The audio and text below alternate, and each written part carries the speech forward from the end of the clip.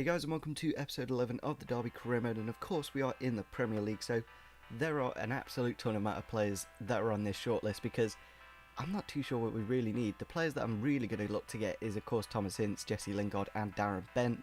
Another player is Patrick Bamford, who was suggested, and I think it'd be nice just to have that extra striker.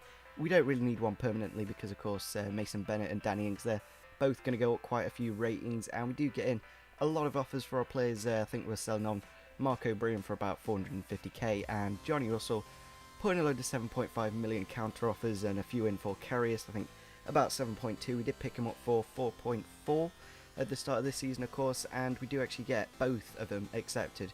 Both Karius and Johnny Russell both sold, leaving about 15 million. So I think we can really make some massive signings. Of course, we're going to need a new goalkeeper, another winger slash striker. Bamford could potentially play that position, but maybe even changing formation, we'll have to see, of course. So putting a bid in here for Thomas Ince. He is going to be quite expensive, of course, as he did get top goal scorer in the Championship, and he does have quite a good potential. But if we're selling Johnny Russell for 7.5 million and buying Thomas Ince for less than 5, I think that's a really good thing. So as we did sell Karius, we need to get in a new goalkeeper, so I put a whole load of inquiries. I kind of would have liked to scout one out and then maybe got a better buy, but I've got literally like a week until the Premier League, so we need to get these players in straight away. So we do actually sign Patrick Bamford there. I'm trying to get Chris Martin as well. I think he was just under 2 mil. So of course we did sell him on for 4, so of course he's not doing too well in the Serie A. Another goalkeeper we're looking to get is Areola, the PSG one, of course, quite good potential, and I think that kind of loan with an option to buy is a really good thing, of course, because it's quite a big buy, so maybe just seeing how he does in the Premier League will be really nice to see. So setting our team for the next game against Stoke, which is the first Premier League game we're ever going to play in this career mode, and I think it'll be a really nice little test because Stoke are very good defensively, and we haven't got our first choice keeper that I really want to get in. So if we can do our cold night at Stoke, we can do it anywhere, so I really can't wait to see how we can perform in this game. If we get a draw, that'd be absolutely fantastic because Stoke are about a mid-table team, so just going into this game, of course, first game of the season, Jeff Hendrick being the captain. We've got Lee Grant, number 13, of course.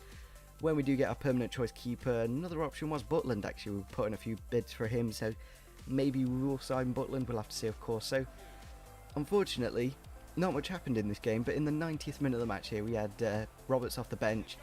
If he scored that, we could have got a really nice win, but unfortunately it ended 0-0. So a pretty good performance, of course, to see that we can keep a clean sheet. And of course we're going to try and sell Warnock. He's not really going to be that much of a future choice, and we're actually going to accept Areola in. I'm not too sure if it is actually Areola, but yeah, leave a comment down below. Another player we look to get is Coquelin. He's just going to be a kind of player that will fill in positions, but we'll have to see, of course, if we do accept that or not. So going into our first home game in the Premier League, hopefully this is like a good setting point to see how we can do. Aston Villa are a bit of a relegation rival, of course, so we've got Ince on the left hand side and Roberts on the right and Ings in the middle, so quite a bit of pace, and hopefully that will help against this Aston Villa side who don't have the paciest of defence. They do have Okore, of course, but apart from that, not the paciest. So there is the lineup, and of course we're going to show off the Aston Villa lineup. They've got Carrillo and the goalkeeper, the new signings, of course, and we head into the 5th minute of the match here. Will Hughes with a fantastic header gets it up to Danny Ings. Danny Ings flicks it on for Thomas Ince, gets it around the player, eventually gets into the box.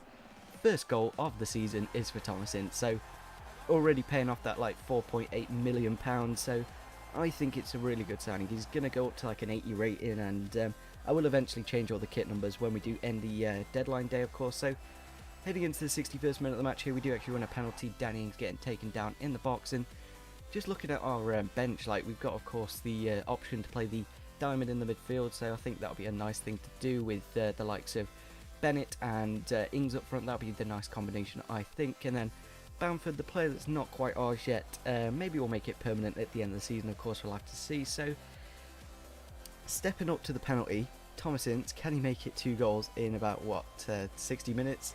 Yes, he does. It's a fantastic goal, of course, and a really good start to his permanent time at Derby, and hopefully he can get at least 15 goals this season. He got about 20 last season, so of course it is going to be a lot more difficult in the Premier League. Maybe if he performs really well, we might have to sell him in January. We'll have to see, of course. So into the 90th minute, we do actually get another goal here. I think that was Howard from the Defensive positions, a nice near post header into the goalkeeper makes it 3-0. So a really good solid win against Aston Villa. So that's just going to show how good our team is. It just shows how up to scratch it is. It is a very young team. I think there's only like 1 or 2 players over the age of 25. So we're going to loan out Jamie Hansen, and then we're going to sign Jack Grealish here. We're going to put in a 750k bid plus Zach Whitbread, who hasn't actually played a single game. I think we learned about last season, but yeah, if we get that offer accepted, that'll be absolutely fantastic, and they actually do accept it. I don't know if they've got defensive issues at the moment. That is a ridiculously cheap amount for him, and we're going to try and sell Mr. Lee Grant there, but unfortunately he doesn't want to leave, and we do actually get Jack Grealish, and